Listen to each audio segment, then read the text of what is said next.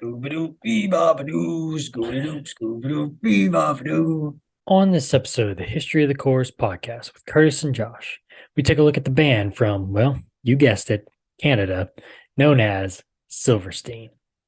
Make sure to follow us on Twitter at IsSurvivedByPro for news and the latest episode postings. And make sure to subscribe to the show, leave us a 5-star review, and write us a comment on YouTube or whatever podcast service you're using. Make sure to check us out on TikTok and give us a follow at IsSurvivedByProductions. And if you'd like to see us do some live streams, leave us a comment or tweet us the keyword stream. Now, without further ado, let's start the show. The devil is in Atlanta, army surrounded.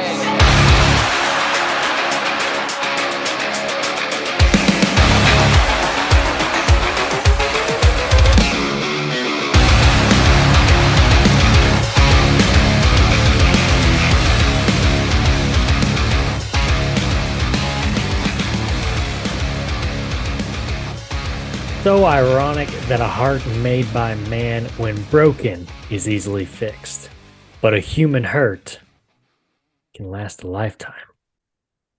Welcome back to the History of the Chorus podcast, where each and every episode we take a look at the history of a band from the core genre.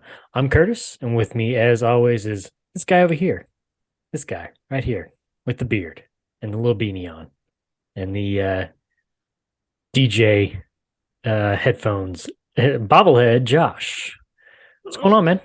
Hello. Hello, who? Testing one. Did you hear me? Can we hear me? How was your mini summer vacation? My mini summer vacation? Because we haven't been on here in like 3 weeks or so. Oh, okay. I was like, did I take a break? I thought I've been just working. Okay. Yeah. That is your type of vacation, good. working. Although when we skip, it's usually like last minute relatively. Yeah. And so I usually like still listen to all the albums in the morning. And so then I'm always like, well, fuck. Like, and then the next week I have to like listen to them all over again. Redo it all over like again. I want it to be fresh, so. What you just should do is just record your reaction and your thoughts at that time, and We'll then just patch it in. You can just send that to me, and then I'll just do like a reaction to all of the things you're saying, and then we'll just patch that into the whole video. Okay. It won't That'll be sound awkward good. at all. Yeah. Yeah. So right back at it again, Josh. I have counted. This is our 8th episode of our installment of the Canadian Invasion series. 8. Can we go for 9? Oh, Canada. You know, it's funny. I was actually going to do that too. We're continuing with our Canadian salute. Exactly. Here's to you, Canada. A. Yeah, hosers. Yeah. Hoser Corps. Hoser Corps. I like that. We should call it that. Hoser Corps. Canadian core genre. We are looking at the band known as Silverstein. Yeah. Silverstein, Josh, used to be one of my favorite bands. Used to be my favorite band. I say you used don't to. Say. I just kind of fell off a little bit, but yeah. It used to be my jam back in the day, man. Especially at the time of the album behind me and the time of the album behind you. In my opinion, that's their 2 best albums. But that's just my opinion. I'm slightly surprised to hear you say that. Why is that? Not that maybe these would have been your 2 favorites, but I don't know. I feel like a lot of times when one of the bands we're talking about is somebody you like the mid period too. Like it's rare, like it's more my note to be like, oh no, those first couple albums, that was where it was at. You're usually more like you like some stuff in the middle, maybe the most, or okay. Yeah. Well, so, and we were talking about earlier, I mean, they've just in the last 3 years, they've released 3 albums, basically.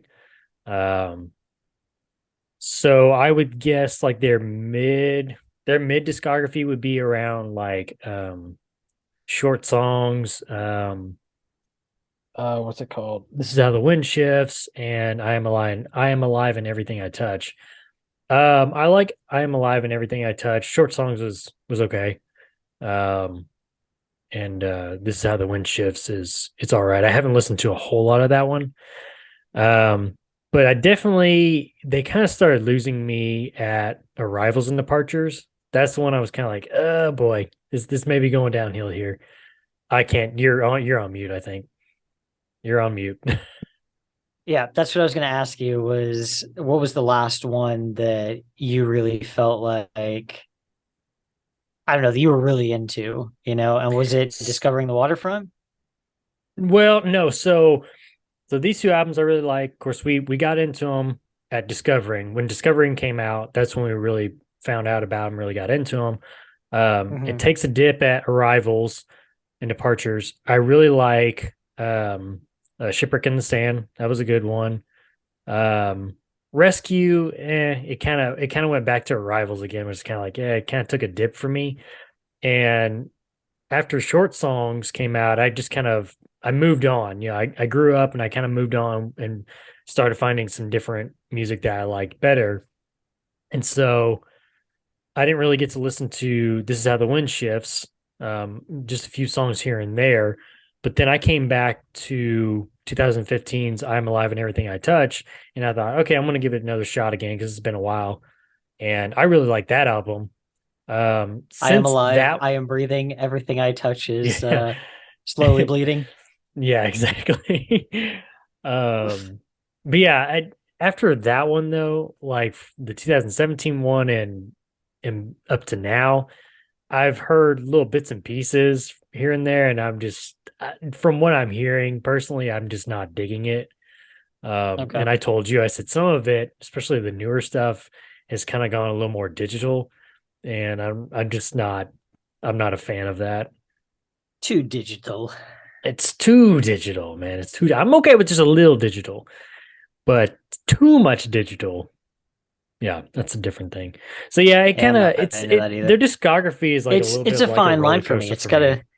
It's gotta be like a It's got to if be we're talking organic. about if we're talking about a dance club massacre, or we're talking about arsonists get all the girls, or winds of plague, or bleeding through, like, yeah, for sure, I want to hear synth in there. I want to hear, or Born of Osiris, like, I want to hear that sound. Right. But yeah, a band that like doesn't start with that and then at some point they start like incorporating it, like, it does feel a little odd. Like, if Right. I that's mean, if that's not your what you were yeah, if going that's your for from the calling card in the beginning, it beginning. doesn't play Yeah. well. Right, Yeah, it doesn't exactly. play well when you add it in later. Right. Alrighty. Let's go on and get on into it, Josh. Let's as you like to say, dive on in. Dive on in. So the genres that Silverstein is categorized by is post-hardcore. That's where we get our core. You also have Hoser emo, core. hoser core. Oh yeah, yeah. We're throwing in hoser core by the way too. That's Post Canadian hoser core. core. Post hoser core. Okay. Yeah. You also have the emo, and you also have screamo because they're screaming. Don't know if you noticed that or not. There's some I don't think screaming. I've come across any of the screams yet. I must have missed that one. Just Must have skipped over that song. Formed in 2000 in Burlington, Ontario. Not Burlington Coat Factory, at a but Burlington coat Burlington. factory. Right, exactly. In actually, I wonder. You think that's where Burlington Coat Factory came from, or is that a Maybe. person's name? Interesting.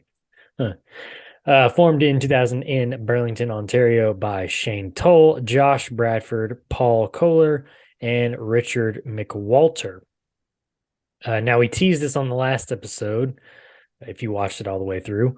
The name comes from the author slash poet Shel Silverstein, who the band members grew up reading his works. So your first official lineup is Shane Toll on clean and unclean vocals. Plus, he was doing some bass guitar on their first little EP release here, which I did not know that. So that was kind of interesting to find out when I was doing my notes. You also have Josh Bradford on guitar, Richard McWalter on guitar, and Paul Kohler on drums. Let's not waste any time. Let's dive right on into 2000's Summer's Stellar Gaze EP, which was self-released and produced by the band members. And this is going to be the only album to feature Richard McWalter. He just could not hang. And we'll get to that here in just a moment. Songs. What was old Rich doing for them? Guitar. Okay. Yeah. Also, update on the Burlington news. It's actually named for Burlington Township in New Jersey. That was where the first one was. Interesting. New Jersey. New Jersey. So you're getting music facts and random facts on this show. What more could you want from us? Now you know where the first Burlington coat factory was. You're welcome.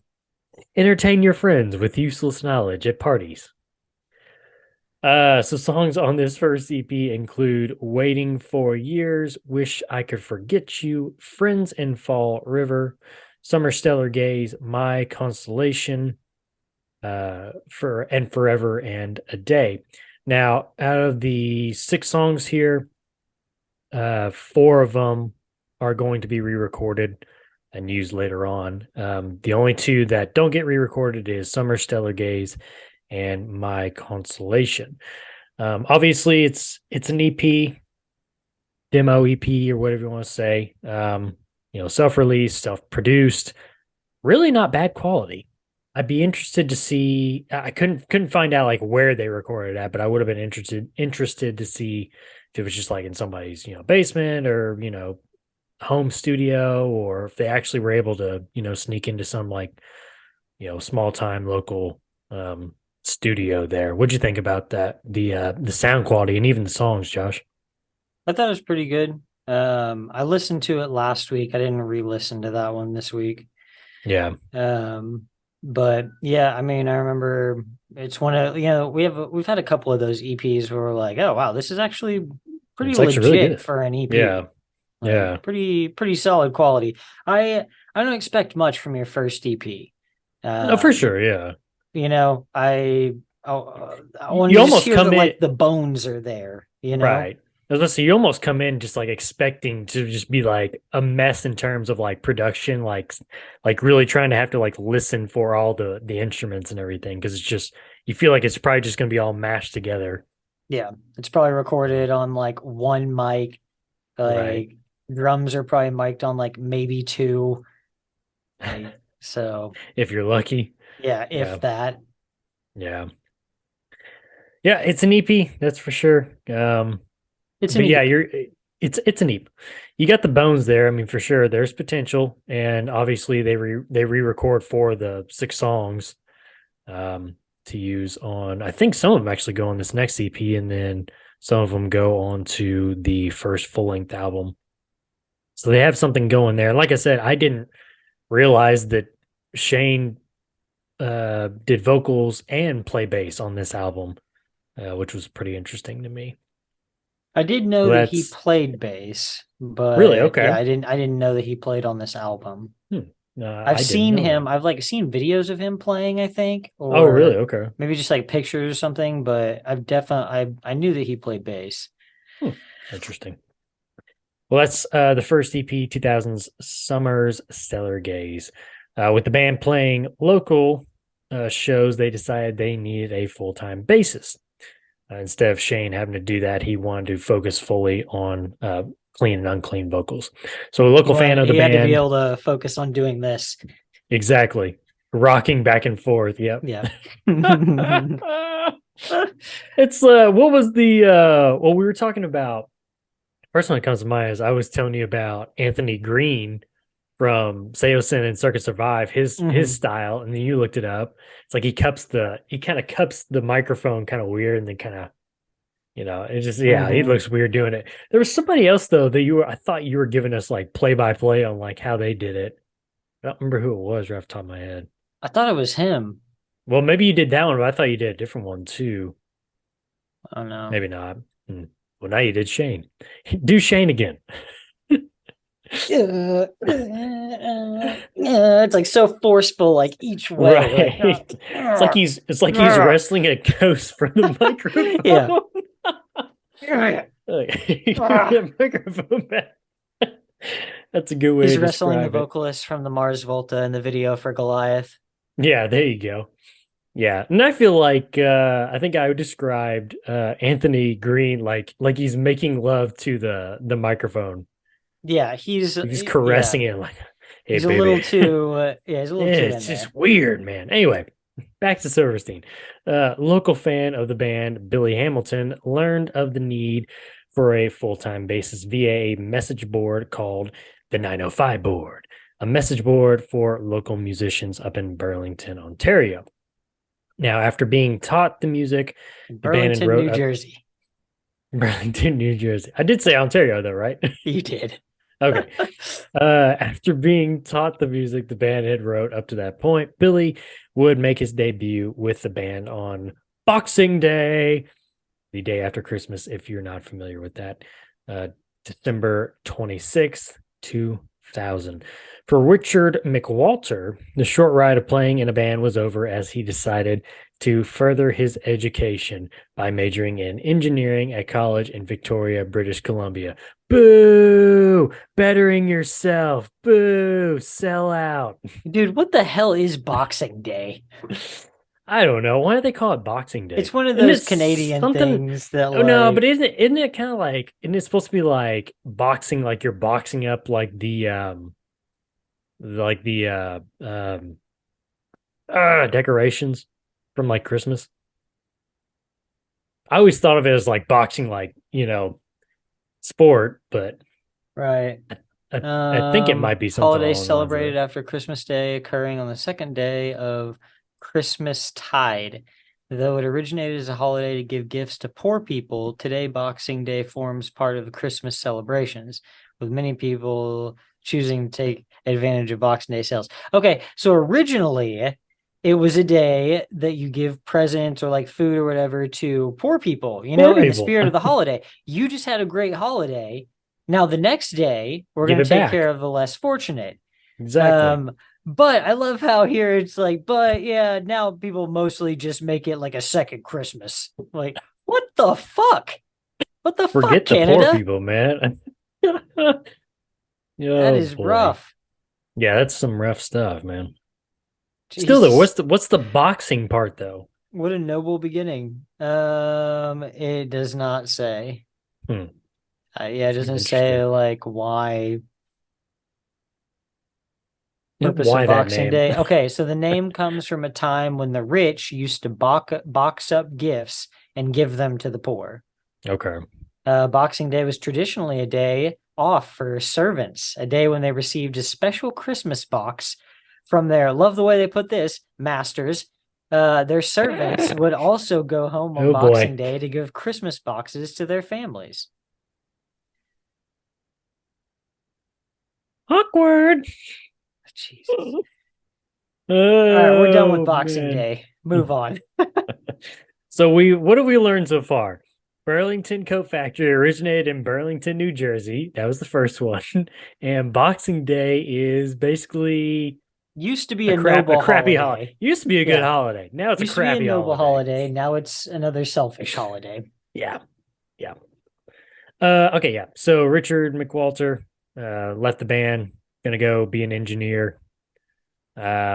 He would be replaced by a friend of Shane Toll by the name of Neil Boshart.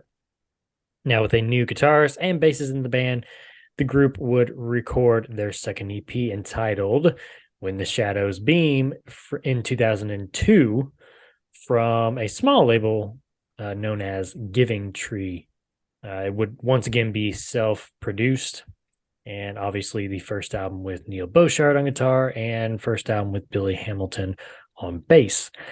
Songs on this album include Red Light Pledge, Dawn of the Fall, Wish I Could Forget You, Bleeds No More, Last Days of Summer, and Waiting for Years.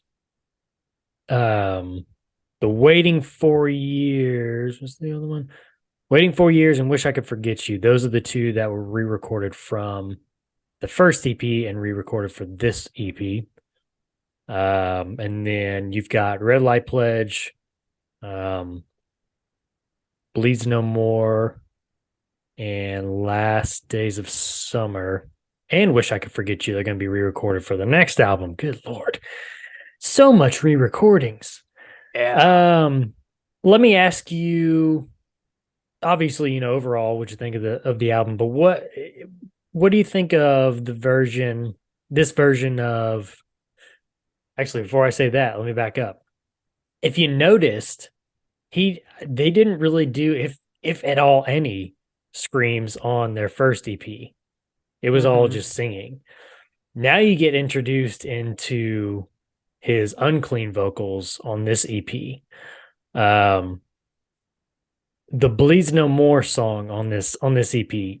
Do you like this version or do you like the next version, which comes on when Broken is Easily Fixed? I mean, I think I like the one more on When Broken is Easily Fixed. Right. I mean, the other one's still good, Yeah. but I don't know. I prefer it in the context of the album. Like, It's interesting to like listen to his progression of his unclean vocals from basically starting on this album through what you described as, would you say, just, I mean, blatantly throat screams on this next one. yeah, it's a little Um, throaty. and I mean, it's still a little throaty on Discovering at times, but you can tell he's getting somewhere. And by the time you get to um, Shipwreck and Rescue, I mean, he's finding himself. And then even like nowadays, he's kind of changed it up a little more. It's definitely more polished. But yeah, it's these first two albums. His vocal style is very interesting. And I'll talk a little more about it when we get to the first full length, When Broken is Easily Fixed. But what did you think of their second EP overall, Josh? It's good. I mean, it's building to You where they still feel, get. yeah, but so you still feel like they're going up. Yeah, I mean, it's definitely building to this first full length album. Like, Right. this is good tracking. Like there's improvement on the second EP. Then by the time we get to When Broken is Easily Fixed, it's a lot more polished and hammered out. You can attribute a lot of that to better studio, For sure. more time, stuff like An that. actual producer, yeah. Yeah, but also it feels like they're figuring out exactly what they want this to be by the time they Right. get to When Broken is Easily Fixed.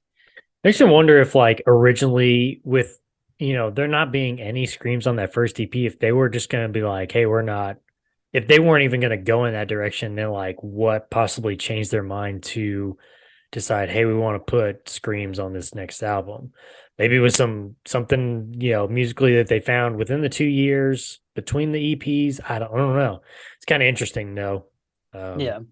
What could they have been if they hadn't gotten into the screaming? Uh, Not my favorite band. That's what they would have gotten into. I would say, I mean, just Just another being in a emo band. core band, yeah. Yeah. All right. 2002 is When the Shadows Beam from Giving Tree. Now we're getting into some big boy stuff. Get your big boy pants on, Josh. So we got a nice little record company here taking notice. One Victory Records uh, is looking at this band. They're liking what they're seeing. Okay, yeah, okay. I like what I'm hearing. We could do it better. We could do it better. So let's sign these guys, they said. And that brings us to 2003's When Broken is Easily Fixed from Victory Records, produced by Justin Coop, who has done work with fellow Canadian talents, Billy Talent. See what I did there? Talents. Keeping it in the Canadian Hoser Core family. By June 2007, that'd be 4 years later, Josh, the band had sold over 179,000 copies of When Broken is Easily Fixed in 4 Damn. years. 4 years, buddy. It's pretty good. Yeah. ArtistDirect.com described the album saying, quote, Silverstein's Victory debut is a jarring mixture of emo's earnest determination, elements of hardcore, and the heaviest of heavy metal. While vocalist Shane Told delivers lines like, quote, how can I say I love you back? You never made me happy, end quote, in a cracked, Ah, soaring, singing voice. When Broken is Easily Fixed actually begins with a rage scream that's as arresting as his singing is, as his singing is plaintive.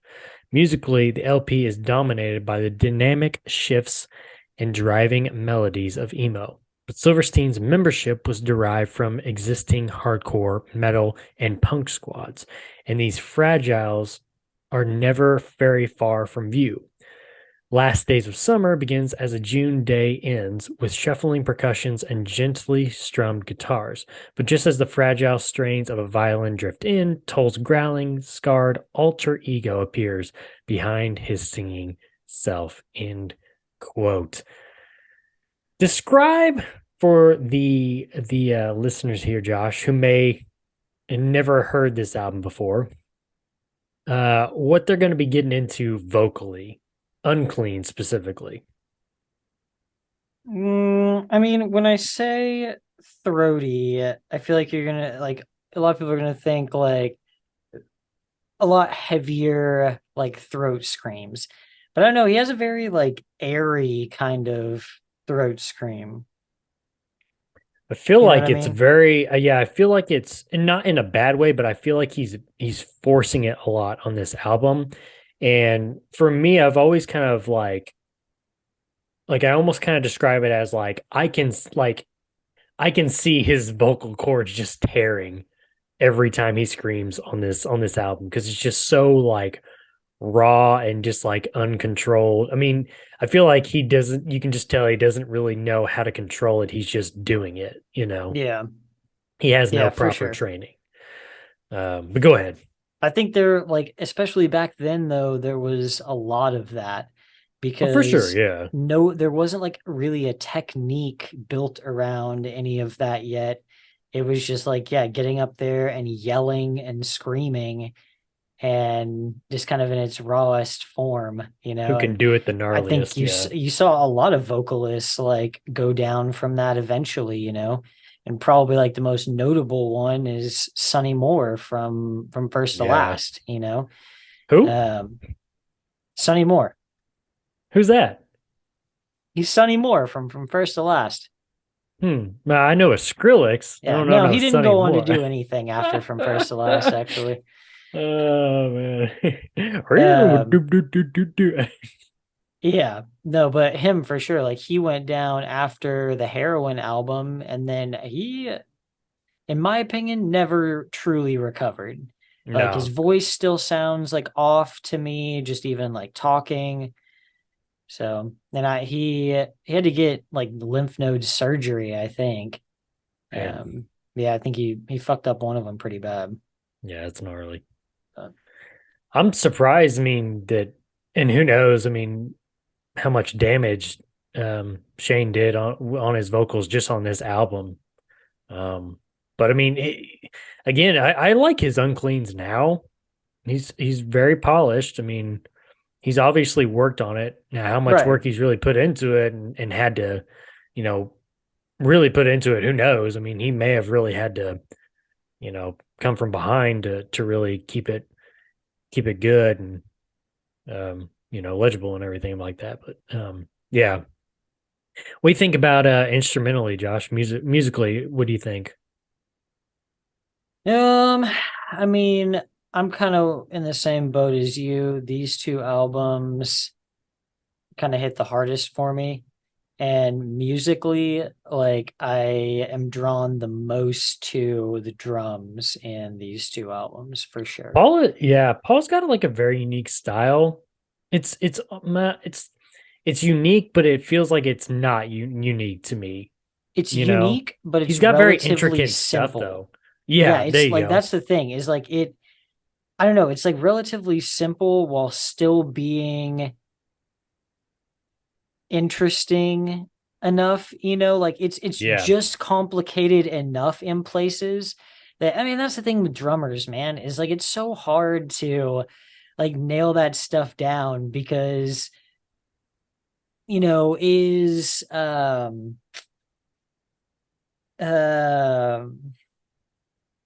it's Neil Peart, right? From Um, Rush. yeah, Rush. Yeah.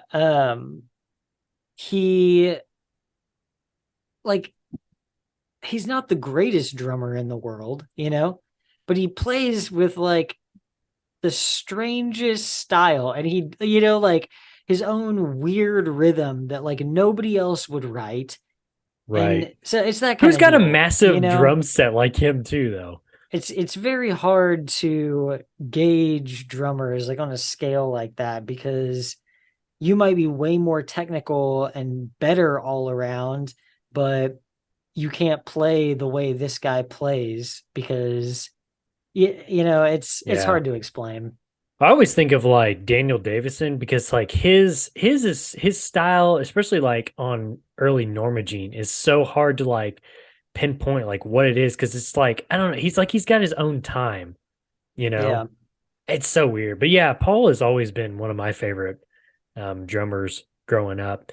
I think going back to what you're saying about this album and the next one, I don't know about you, but like for me personally, getting that Victory Records um, or Victory TV DVD and finding this band on there. That's how we were introduced to them.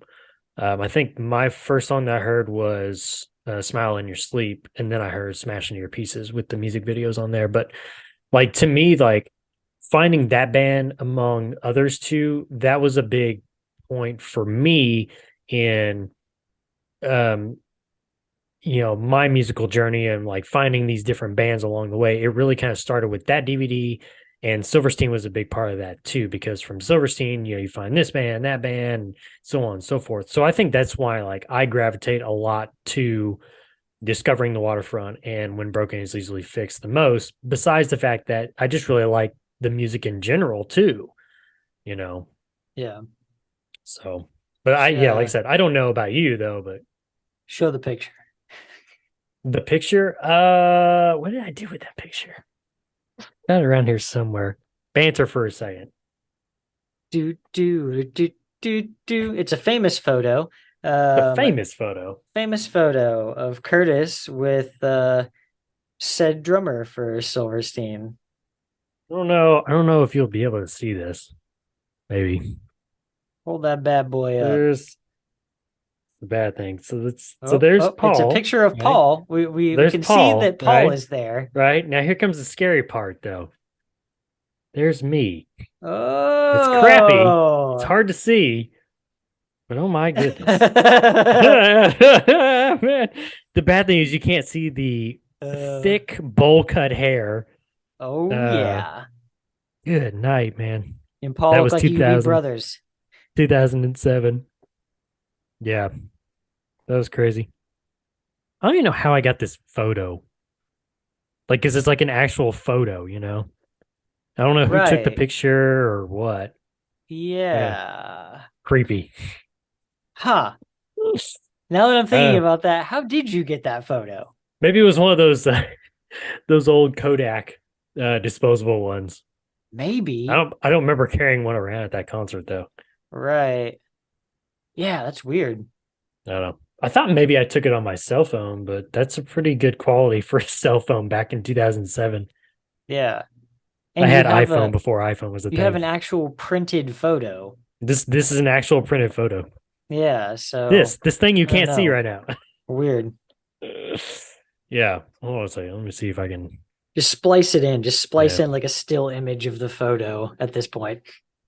Have you seen this child? Yeah. Um. So yeah. Anyway, back to when broken is easily fixed. You got songs like "Smashed into Pieces," "Red Light Pledge," "Giving Up," "November," "Last Days of Summer," "Bleeds No More," "Hear Me Out," "The Weak and Wounded," "Wish Hear I Could me Forget out. You," right? See "Wish I the Could Forget writing You," on the wall. And the finale, When Broken Is Easily Fixed, with additional vocals by Kyle Bishop of the Black Mariah.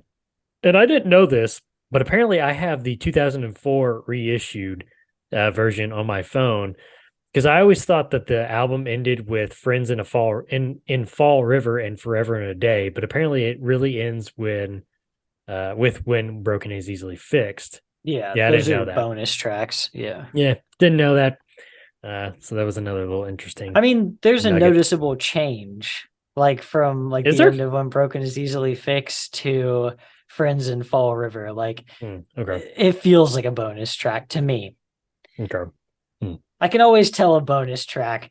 I always get a feeling like at the end of an The album, bonus track detective. and I have a feeling that like, okay, the album should end here. Like that's it. And then another song kicks in and it always is like a different tone. Like it's, maybe the Okay, yeah. album ended kind of heavy-handed and then the next song is like a lot more, What back to happy. And I'm like, oh wait, hold on. Like just happened?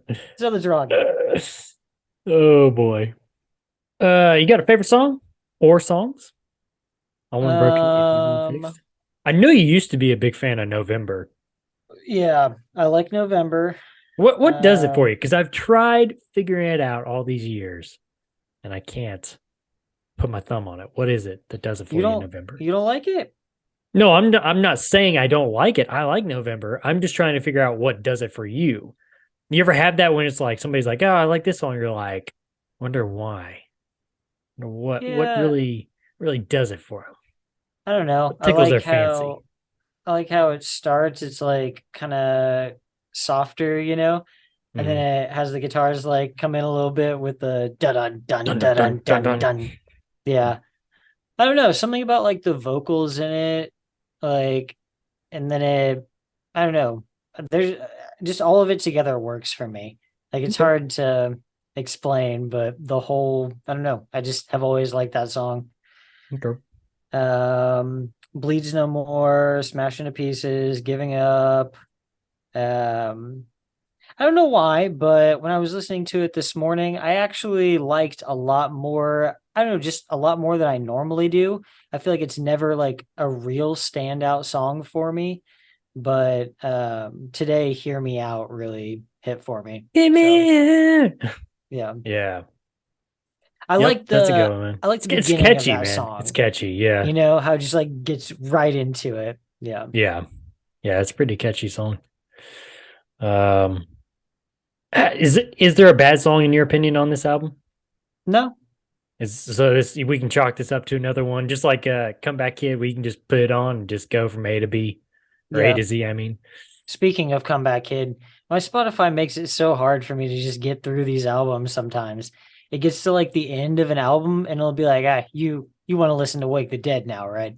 I'm like, I yes. do, but I don't have time for that right now. Like, You're like, okay, yes. okay. Hey, no, you go. Okay, it's just Wake the Dead. Okay, here we go. I'm just listen to it. Okay, and I'm done. All right. Spotify's like, now you want to listen to Pneumonia Hawk by Cancer Bats, right? Yes. Ah, Damn you it. got me. Yes. You know me so well. Yeah, I think this is a great first full-length album. Obviously tied to a great record company at the time too. Great way to start it off. But they're only going to get better from here. So that is 2003's When Broken Is Easily Fixed from Victory Records. Now, with their first album being a huge success, the band saw opportunities to spread their name touring on their first of many Warp tours and even playing Redemption Fest. They even got to tour with bands such as Bayside, Emery, and fellow Canadians Alexis on Fire and Rise Against, along with many others. Of course, if you think at that time, Bayside, I don't think. I'm trying to think if their self-titled came out in 2005 or not, but they were getting pretty big at the time. Um, Lex is on fire. That'd be right before. Um, Prices? well, it'd be a couple of years before, yeah, Crisis. So that'd be 2004 ish. Be Watch Out. Emery, I think they were just getting started. Maybe they just released their first album. And that's it. Yeah, we don't have to talk about any other bands there. Okay, anyway. Just list them all. No. So yeah, so I mean it's a nice little group there to be touring with at that time. I know you said, what is it? Do you say 2000? I was talking with Eric about this the other day. Is it 2005 to 7 or 2006 and 7? Do you feel like is a good little golden era there? Oh, wait a minute. 2004 Oh, is it 4? to Okay. like 8? 2008. I'd even Okay. give you. Yeah. Okay. I was making it really small there. Yeah. Okay. Like those are really like the golden years. I mean, there's some albums that go outside of Oh, that both Outliers, yeah. ways, but yeah, I don't know. If you really want to get everything in there, maybe 2003 to 2008. Okay. So Okay. Cool, man. Well, that's going to bring us to 2005, smack dab in the middle of Josh's timeline there. the golden Discovering era. Josh's golden era. 2005, Discovering the Waterfront from Victory Records. Produced by Cameron Webb, who has done work with the Aquabats, Motorhead, Flyleaf, 1997, The Warriors, Pennywise, Close Your Eyes, A Skylit Drive, Alkaline Trio, and Bayside. This album sold 26,229 copies in the first week, Josh, in the first week of sales. Jeez. That's insane. That's insane for a sophomore album, man. Victory was pushing this album hard as fuck, though. Yeah, that's like, Like they were, man. so hard. They also sold 100,000 copies by the end of 2005. That's a year later. And 400,000 by the 10th anniversary of this album in 2015. That's insane, dude. That is That is just insane. flat out insane. Before I go any further, actually, no, we'll do it when we get done with this album. Kind of like what I talked about on the last album, I feel like Shane Toll's vocals, clean and unclean, are starting to mature more. You're gonna see it get a little more polished on this album. He's on the up and up. Now, I want to ask you. I want to get your opinion on this, Josh, because again, you and I, we both like Discovering the Waterfront. It's a good album. A lot of the reviews came back very receptive, but I found one review that did not like it. Brian Jemiah of Drowned in Sound stated, quote, "There is some unremarkable bog standard drumming, always the necessary spine of a shit band, and some over-nurtured songs that have so many catchy soaring choruses, in parentheses, peppered with screamo moments, for the kids to sing along to, that it can be nothing but dull. Add some disgustingly tacked on strings half the way through, and you have more than enough reason to press eject." End quote. Josh, the floor is yours. I feel like I disagree with pretty much everything that asshole just said. Like that's some goddamn metal elitist. Yeah. Yeah. The look on your face. I mean, I only got through, let's see, what was it? When I got to bog standard drumming, this is the first line, people. When I said bog standard drumming, his face, I could already tell he was like, what? I enjoy Paul's drumming in this album more than any other. Right. And I was about to say, we were just talking about the drumming by Paul and how good it was and unique and everything. And yeah, it's like, what? I don't know what album you're listening to, bro. It starts off so strong with Your Sword, My Dagger. Right. Like it goes into Smiling Your Sleep, which is which was the major single for the album. There's some technical drumming on that one, man, just alone. Yeah. Yeah. Goodness, man. what song is he talking about having the tacked on strings? Um, that's what I was trying to think of. I think discovering the waterfront has some. Ides of March might. Um, I think there may be some in. I don't think My Heroine. Maybe some on Call It Karma, or maybe 3 hours back. I know for sure discovering the waterfront song has some strings in it. There's like, okay, at the end of discovering the waterfront, Yeah, there is like a like the violin. bridge part. Yeah, You know what that sounds like? It sounds like fucking Yellow Card or some shit. Like it doesn't sound out it of does. Yeah, place.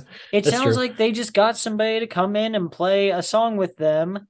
Like It's I don't actually fucking yeah. know. It might I was not. It might be credited. I don't know who that is, but that could yeah, be somebody that they know from another band. I Am Ghost also has a violinist. yeah. I was Like, gonna say they do have some reoccurring violin oh, stuff throughout their how good was I? discography. How good was I Am I'm Ghost? Ghost is a good one, man. Oh man, I'm gonna have to That listen was to a that good one. after this. I'm gonna Oh, don't worry. Spotify will let you know to go listen to Wake the Dead and then making a Demoniac note too. here. Listen to some I Am Ghost after this. You guys are getting into like a deep dive into Josh's personal life here. He's making notes, to-do list. Yeah, I was really interested to see what you were gonna say about this because I'm with you. I totally 100% disagree with Brian Jemima, Brian Jemima Jemima. Yeah, Aunt from Jemima. Sound Sluts. Yeah, That was I who he was with, right? Sound Sluts. basically we're just gonna go with that. Yeah, I couldn't understand that. I was like, really? Okay, don't really know. Obviously, you I have an agenda, bro. Yeah, I don't have beef with this album at all. It's another one that I feel like you can just listen to all the way through. Yeah, that's so Like, strong, man. Your sword versus my dagger. That's one of my favorite intro tracks to an album, man. It just, yeah, like you said, it just goes so hard. very good. Um, yeah, Smile in Your Sleep, the lead single, Ides of March, Fists Wrapped in Blood, Discovering the Waterfront, Defend You, My Heroine, Always and Never, Already Dead, 3 hours back, and the finale, Call It Karma. Not a bad song on this album at all. Put it on, hit play, sit back, relax, and it's over before you know it because you enjoy every single song. Unless you're Brian Jemima. I'll say I really like the video for Smiling Your Sleep. I like the Clue theme to the Yeah, video. that was pretty cool. I don't really like the video for My Heroine very much. Nah, It's not just so kind of much. man. I'll just listen to the song. Yeah. Yeah. You got anything else for discovering the waterfront, Josh? No, I mean I it's mean, this is when we found out prob about him. yeah, I mean I would say it'd be tough for me to pick between this one and When Broken is Easily Fixed, but They're they're going to both be really right good, there. I man. feel like on different days they would maybe be ahead of each Right. other for like my Yeah. favorite No, album, I but agree with that. Yeah. um yeah, it's hard because especially by the time you get to this album, like now we're, like this is prime run. Right. Like the When Broken is Easily Fixed was their first full length, and yeah, they'd hammered out like what they were looking for there. I felt like they were finding their sound there. Mhm. Now that they've found the sound, now we record Discovering the Waterfront, and it's already there. Right. Like it's just Yeah. right into it. Now So we're polishing, now we're maturing. Yep. yeah, Yep. I agree, man. I agree. I was thinking too while I was doing all these notes. Um, I remember actually the very first band t-shirt I ever got was a Silverstein one. And it was the blue one that had the polar bear on it. Remember that one? That was a classic. I wish I could find that again, man. I would buy that in a heartbeat. I had a gray one too, and you ended up taking it. I don't remember what it's like, what all was on it. And I'm pretty sure I had a black one too that had some like gold lettering on it. Um, you should check on eBay because I've found a bunch that's of like vintage mailing shirts and stuff, and a lot of them have like never been worn. They were like back dang. stock and stuff. Oh, that's So sick. yeah. That'd be one to get right there, man. Yeah, for sure. Yeah, I was thinking about doing that too. Maybe trying to get a classic one there. All right, that is 2005, Discovering the Waterfront from Victory Records. In 2005, the band would join label mates Aiden, Hawthorne Heights, and Bayside for the Never Sleep Again tour. That's a sick tour. That's a That was sick a good tour. That's a good I line. remember when that happened. That was a good tour. So that would be okay. You said 2005. Yeah, that'd be Nightmare, wouldn't it, for Aiden?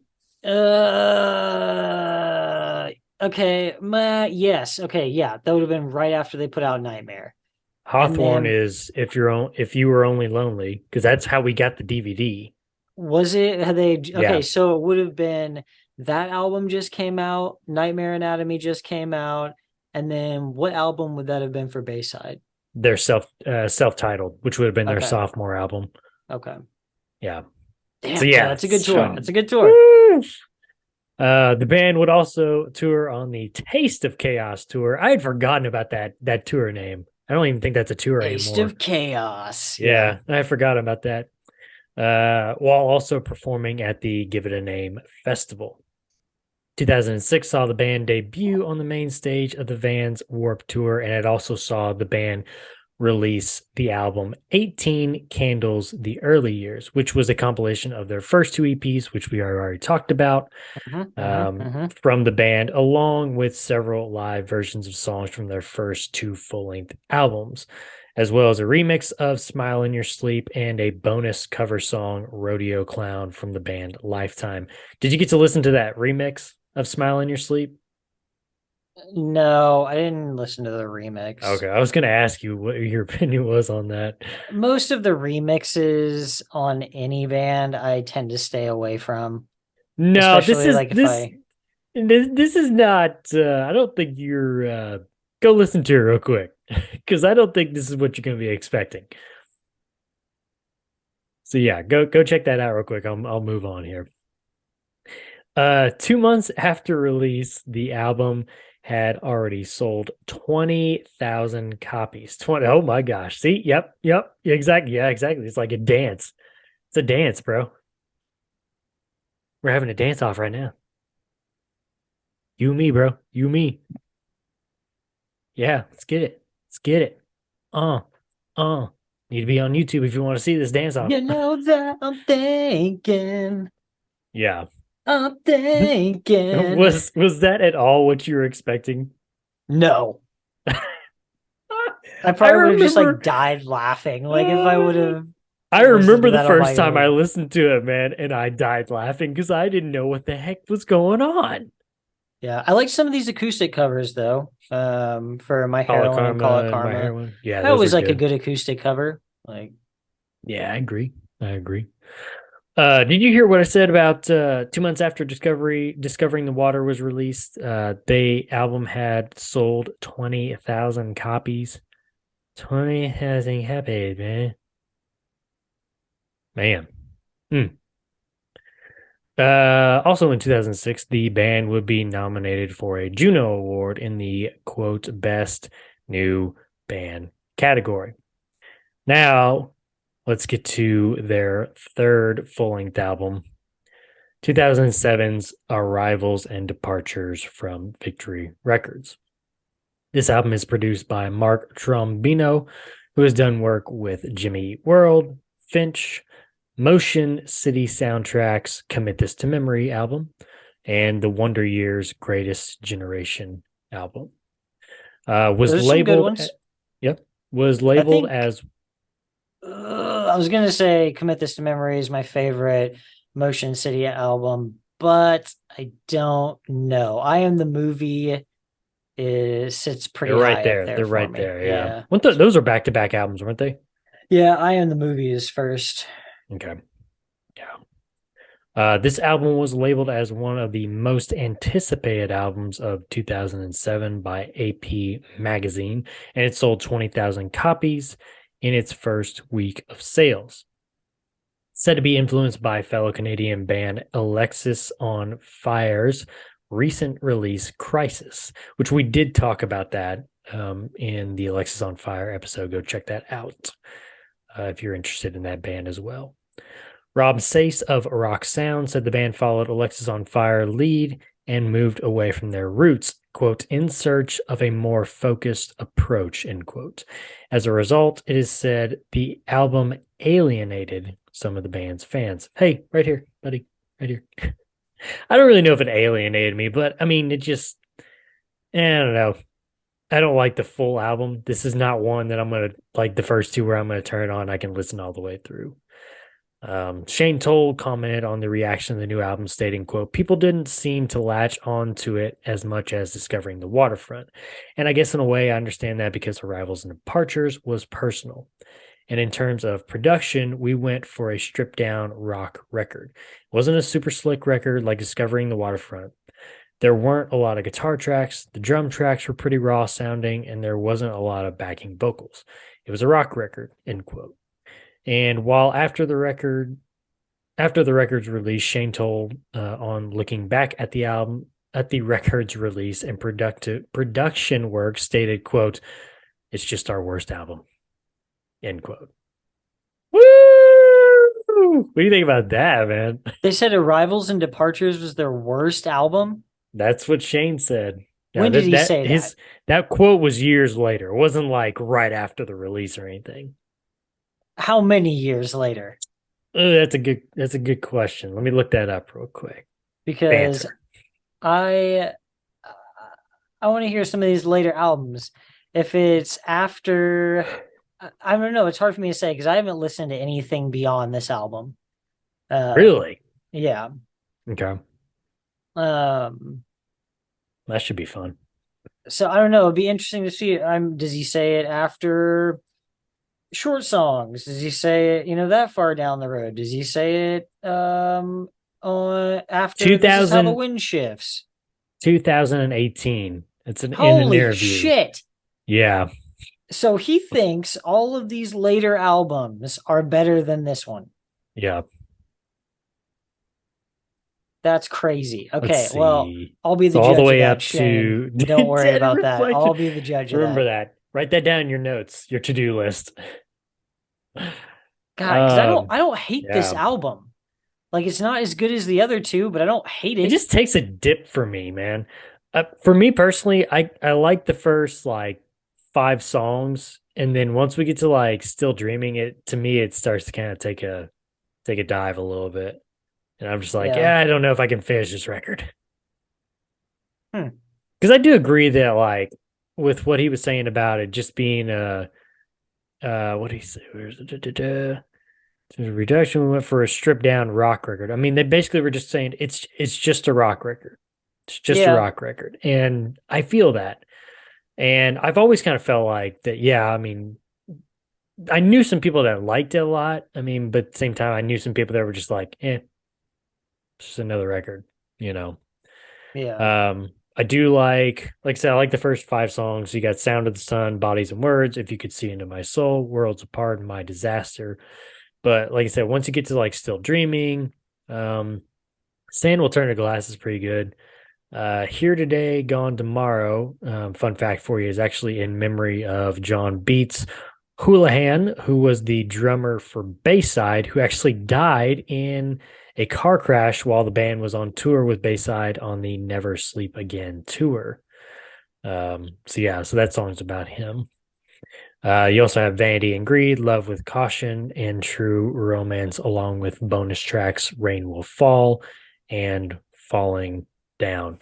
Okay, so you said you don't hate this album, but you don't like it as much as the other two, obviously. So give me your opinion on Arrivals and Departures then. What does it for you? Pros and cons. Yeah.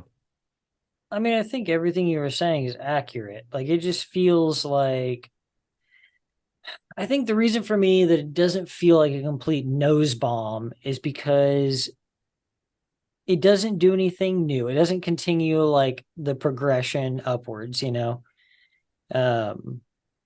not a better album than Discovering the Waterfront, but it's also not like a horrible album. So it doesn't feel like, I don't know, you don't feel like a major dip there. It just kind of feels like they were trending A this little way. valley. And then Yeah. it kind of, yeah, there's just like maybe just a tiny little. Mm. And then for this album, it's just under, Or for So, you, it's a mystery. It's a mystery after that because he doesn't know what's coming next. yeah. I mean, I trust you. You said that you really like Shipwreck in the Sand.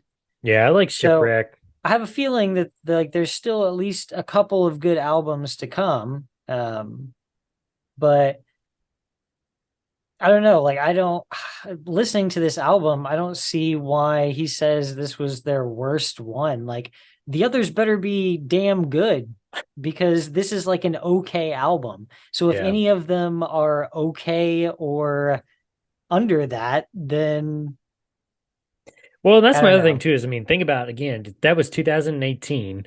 That's over 10 years after this album was released. Um, obviously you change your, and by that time, Dead Reflection was out, and that's where they really start kind of going. I think a little more digital, and I mean, they're obviously their sounds changing a little bit by that time, and so, I mean, your interests are probably way different than what they were when you released Arrivals and Departures, or even when you wrote it, Yeah. wrote and recorded it. So I don't know. I would have been interested to see if he would have said the same thing like 3 or 4 years, or maybe even 5 years after the release of it. Has he Hmm. always maintained that thought, or was it Yeah. just like, well, we like these things now, and looking back, we were stupid, we were young and dumb, and yeah, we just don't like this album or whatever. I don't know. Yeah. I wonder if he would still stand by that statement. Yeah. Well, no, yeah, and then now, I mean, like in 2023, this is 5 years after that original comments was like, does he still feel that way now? Right. There's been After 3 or 4 releasing like albums three or since more. then. Yeah. Yeah. Yeah, exactly. So I don't know. This was the album. They were on tour when they came to Tulsa, they were on tour supporting this album, Arrivals and Departures. I don't really remember. I mean, I remember them playing some stuff from Arrivals and Departures, but I felt like it was a good mix between the three full length albums. Not Yeah. like, top heavy or anything like that. But you could definitely tell from like their stage setup, some of like the artwork and stuff like that. They were on tour supporting Arrivals and Departures at that time. Good show. Don't really know, what more we can say about it because we've already talked about it two other times in the Comeback Kid episode and the Cancer Bats episode too. I mean, they put on a good set, so. But yeah, anything else about 2007's Arrivals and Departures, Josh? I don't think so. I think Well, that, alrighty. yeah, we'll see. We'll see. Yeah, we'll see. Well, that's where we're gonna stop for this episode, part one. I got two more parts coming after this one. So our lineup at this time is Shane Told on vocals, Neil Boshart on guitar, Josh Bradford on guitar, Billy Hamilton on bass, Paul Kohler on drums. One thing I will say about lineups is you only get two lineup changes throughout this whole band's discography. So that's nice. It's a nice little change of pace Yeah. for us. But yeah, so um, again, you beyond Arrivals and Departures, you're in the dark. You don't really know what's coming. I think the next episode we're going to be talking about. We're going to talk about Shipwreck in the Sand. We're going to talk about. Where's my notes here? We'll talk about the Transitions EP. Talk about Rescue, and I believe Short Songs is the last one, maybe. Um, Oh, and then we'll also talk about this is how the wind shifts. Um, so it'd be interesting to see what you think about, the discography from going here on out. Is there anything in particular that you're looking forward to, or you're going to be honing in on, maybe? No, I mean, I think probably before we get to the more digital time is what I'm going to be more focused on, like these next two or Right. three albums. Yeah.